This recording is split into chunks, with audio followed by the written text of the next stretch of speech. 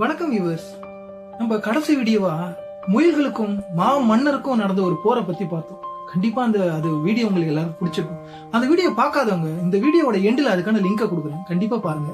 ரொம்ப சுவாரஸ்யமா இருக்குங்க. அதோட ரொம்ப சுவாரஸ்யமான ஒரு விஷயத்தை தான் இன்னைக்கு நான் உங்களுக்கு கொண்டு வந்திருக்கேங்க. ஆமாங்க, நம்பவே மாட்டீங்க. ஈமு கோழிக்கும் ஒரு ராணுவத்துக்குமே ஒரு போர் நடந்ததுன்னா நீங்க நம்புவீங்களா? கண்டிப்பா நடந்திருக்குங்க. வரலாறு ரொம்ப ரொம்ப சுவாரஸ்யமானது நான் எப்பவும் சொல்லுவேன். அது மாதிரி ஒரு சம்பவத்தை தான் இன்னைக்கு நம்ம பார்க்க போறோம். வாங்க அந்த சம்பவத்துக்குள்ள போகலாம். இது உங்கள் பிளிங்கிங் பேஜஸ்.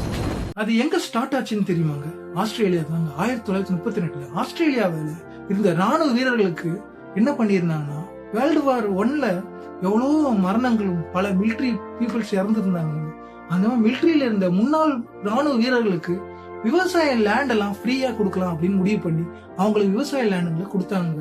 அந்த விவசாய லேண்ட்ல அவங்க விவசாயம் பண்ணிக்கிட்டு சந்தோஷமா இருந்தாங்க. ஆனா அந்த காலகட்டத்தில் ஒரு விஷயம் நடந்ததுங்க. என்னன்னா, கிரேட் டிப்ரெஷன் அப்படின்னு சொல்லப்படுது. பயங்கரமான பஞ்சம், விவசாயம் பயங்கரமா படுத்துது. விவசாயத்துல இருந்த பல பேர் விவசாயத்தை விட்டு போனாங்க. அந்த மாதிரி காலகட்டத்தில் ஒரு இன்னொரு விஷயமா அவங்களுக்கு வந்து இடியா விழுந்ததுங்க. அது என்ன தெரியுமாங்க? அவங்களோட விவசாய லேண்ட்ல ஏதோ ஒரு உயிரினம் வந்து விவசாய லேண்ட்ல இருக்க பொருட்கள் எல்லாத்தையுமே செடி கொடிகள்லாம் சாப்பிட்டுட்டு போறத கண்டுபிடிக்கிறாங்க. அது 1-2ன்னு இல்லை, நிறைய பறவைகள் வருதுன்னு புரிஞ்சுக்கிட்டாங்க. அது என்ன பறவை நல்லா நோட் பண்ணும்போது தான் தெரியுது, அது ஈமுக்கு. ஒரு ஈமு 2 ஈமு இல்லைங்க, நாள் ஆக ஆக ஆக ஈமுவோட வளர்ச்சி அதிகமாகுது. அதுங்களோட இனப்பெருக்கம் அதிகமாக ஆக ஆக உங்களுக்கு ரொம்ப தொந்தரவா மாறுதுங்க. மொத்தம் 20,000க்கும் மேல ஈமுக்கள் அங்க இருந்த ஃபார்மர்ஸோட லேண்டில் பயங்கரமா மேய்ஞ்சி அங்க இருந்த செடி கொடிகள் எல்லாம் சேதப்படுத்துது.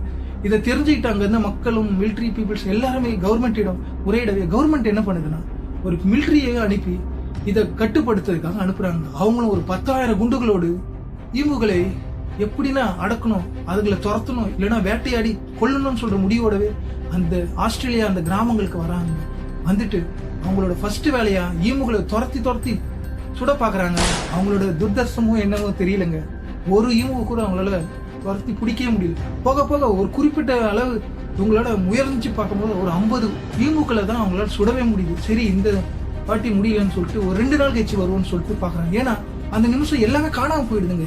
பார்க்கும்போது கூட்டமா இருந்தாலும் அது ஓடுற வேகத்துல இவங்களால எதுவுமே பண்ணணும். சரி, செகண்ட் டே அட்டம்ப்ட்லயும் அதே மாதிரி போறாங்க. ஆனா இந்த வாட்டி வேகமா அது ஒரு டேம் ஆண்டதான் ஒளிஞ்சிருக்குன்னு தெரிஞ்சிருச்சு உங்களுக்கு. ஆனா டேமை நோக்கி போறாங்க. அங்க இருந்து கூட்டம் ஒரு ஃபிராக்ஷன் ஆஃப் செகண்ட்ஸ் புஷ்ன்னு பறந்து வேகமா ஓடி போயிடுதுங்க. இவங்களை அப்பவும் சுட முடியல. சரி, இப்படி இருந்தா வேலைக்காவாதுன்னு சொல்லிட்டு இவங்க இன்னொரு முடிவு எடுக்கிறாங்க. அது என்ன, ஜீப்லயே போய் ஒண்ணு சுட்டு சாவடிப்போம் அப்படின்னு சொல்ற முடிவோடு ஜீப்ல ஏறி மிலிட்ரி சுத்தி சுட ஆரம்பிக்கிறாங்க. அவ்வளோ சுட்டம், எல்லாமே அதுங்களோட வேகமும் அதிகமா இருக்கு.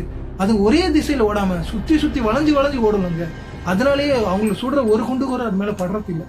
அப்படி இருக்கும்போது இவங்களால முடிஞ்ச அளவு வேட்டையாடுறாங்க. அந்த 20,000 ஈமுக்குள்ளேயும் அவங்களால சுட முடியுமானா கண்டிப்பா முடியலங்க.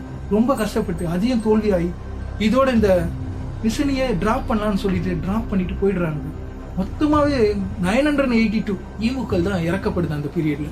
அது மட்டும் இல்லாம மீதி இருந்த ஈமுக்கள் அங்கேயே தான் இருக்கு. இதை நம்ம கட்டுப்படுத்த நம்மளால முடியலையேன்னு சொல்லி ஆஸ்திரேலியா அரசுக்கு ஒரு கெட்ட பேர் வந்திருந்தாலும் அங்க இருந்த மக்கள்லாம் ரொம்ப மிலிட்ரி ஏன் இப்படி இருக்கு அப்படின்னு சொல்ற அளவுக்கு ஒரு ஆட்சின்னு தான் சொல்லப்படுது.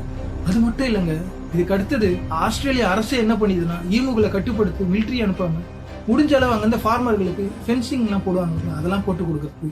அந்த விவசாய லேண்ட்ல எப்படிலாம் காப்பாற்றணுமோ அதுக்கேற்ற மாதிரி சின்ன பிசிக்கல் வேலைகள்லாம் அங்க பண்ணி கொடுக்குறாங்க. அதுக்கடுத்து ஈமுக்கள் வரலன்னு தான் சொல்லப்படுது. ஆனாலும் ஆஸ்திரேலிய அரசுக்கு இது ஒரு பெரிய ஒரு நெகட்டிவ் இம்பாக்ட் கொண்டு வந்திருக்குங்க.